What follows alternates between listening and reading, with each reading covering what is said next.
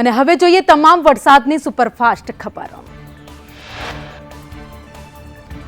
દિલ્હીમાં 24 કલાકમાં 9 ઇંચ વરસાદ ખાબકતા ચારેકોર પાણી જ પાણી। ભારે વરસાદને કારણે દિલ્હી બેટમાં ફેરવાયું। અનેક રસ્તાઓ પર ઘૂંટણસમા પાણી ભરાયા।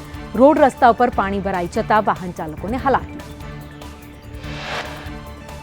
ભારે વરસાદને કારણે દિલ્હી અને ગુરુગ્રામના અનેક રસ્તાઓ પર પાણી ભરાઈ ગયા। પાણી ભરાઈ જતા તમામ અંડરપાસ બંધ થયા।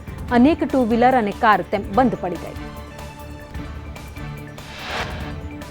દિલ્હીમાં વરસાદી પાણીનો નિકાલ ન થતા અનેક જગ્યાએ વિસ્તારો છે જે જળમગ્ન બન્યા છે। Central secretariat, Africa avenue road રસ્તા ઉપર પાણી ફરી વળ્યા છે, તો કૌટલ્ય માર્ગ, બુરારી, મિન્ટો રોડ, આઈટીઓ વિસ્તારમાં વરસાદ પડતા જ રસ્તા ઉપર પાણી ફરી વળ્યા।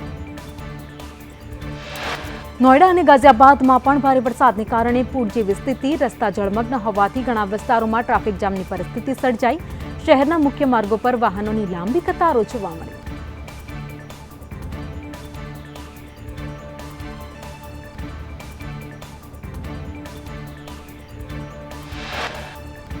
દિલ્હીમાં ભારે વરસાદના કારણે સાંસદના ઘર બહાર અને આસપાસનો વિસ્તાર પાણીમાં ગરકાવ થયો। સમાજવાદી પાર્ટીના સાંસદ રામ ગોપાલને સ્ટાફ સભ્યો ઉપાડીને કારમાં બેસાડીને લઈ ગયા। દિલ્હી એમસીડીના મેયર શૈલી ઓબેરોયે અસરગ્રસ્ત વિસ્તારની મુલાકાત લીધી। થોડી વારમાં પાણી ઓસરી જવાનો મેયરનો દાવો। દિલ્હીમાં ભારે પવન અને સતત વરસાદને કારણે ઇન્દિરા ગાંધી ઇન્ટરનેશનલ એરપોર્ટના ટર્મિનલ 1ની છતનો એક ભાગ તૂટી ગયો છે।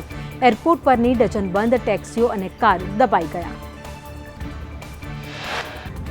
એરપોર્ટ પર સર્જાયેલી દુર્ઘટનામાં એક વ્યક્તિનું મોત થયું છે, જ્યારે 5 લોકો ઇજાગ્રસ્ત થયા। ઇજાગ્રસ્તોને લોકોએ હોસ્પિટલ પહોંચાડ્યા છે। વાહનોમાં ફસાયેલા લોકોનું રેસ્ક્યુ કરાયું। દિલ્હી ફાયર સર્વિસના અધિકારીઓએ જણાવ્યું કે ટર્મિનલ 1ની છતની સીટ ઉપરાંત સપોર્ટ બીમ પણ તૂટી ગયો છે, જેના કારણે ટર્મિનલના પિકઅપ અને ડ્રોપ એરિયામાં પાર્ક કરેલી કારને નુકસાન થયું છે।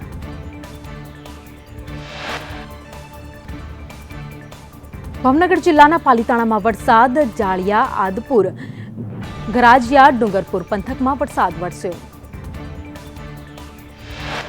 બોટાદ શહેર અને ગ્રામ્ય વિસ્તારમાં ધીમી ધારે વરસાદ। શહેરના ટાવર રોડ, પાળિયાદ રોડ સહિત ઢીકવાળી, સેથલી, લાઠીરડ ગામમાં વરસાદ વરસ્યો। સુરતમાં સામાન્ય વરસાદમાં તંત્રની પોલ ખુલી ગઈ। અનેક વિસ્તારમાં પાણી ભરાઈ ગયા। મનપાના તંત્રની પ્રી મોન્સૂન કામગીરીની પોલ ખુલી।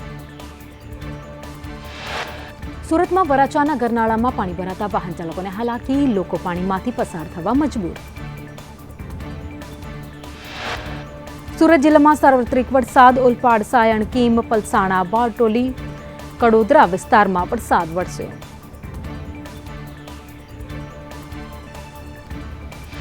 સુરત શહેરના અઠવા, વેસુ, ઉમરા વિસ્તારમાં વરસાદ। પાર્લે પોઈન્ટ સહિત રાંદેર, અડાજણ, વરાછા વિસ્તારમાં વરસાદ।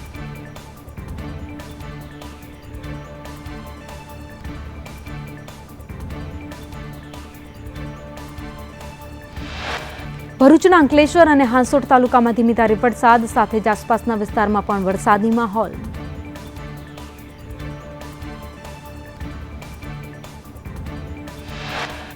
ભાવનગરના તળાજા પંથકમાં વરસાદી માહોલ। આસપાસના ગ્રામ્ય વિસ્તારોમાં વરસાદ વરસ્યો।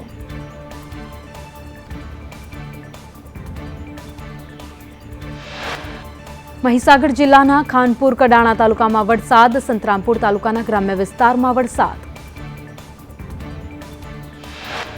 ગીર સોમનાથ જિલ્લામાં વરસાદ। વેરાવળ અને સોમનાથ પંથકમાં વરસાદી માહોલ। એક ધારા વરસાદથી ખેડૂતોને રાહત।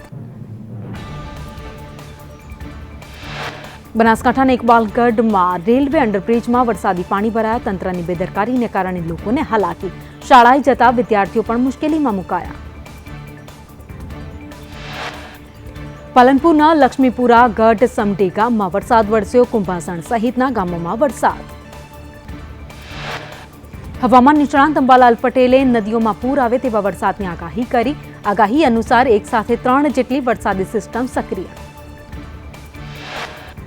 આજે સુરત, વલસાડમાં ભારે વરસાદની આગાહી। આ સાથે જ નવસારી, આહવા, ડાંગમાં પણ ભારે વરસાદની આગાહી।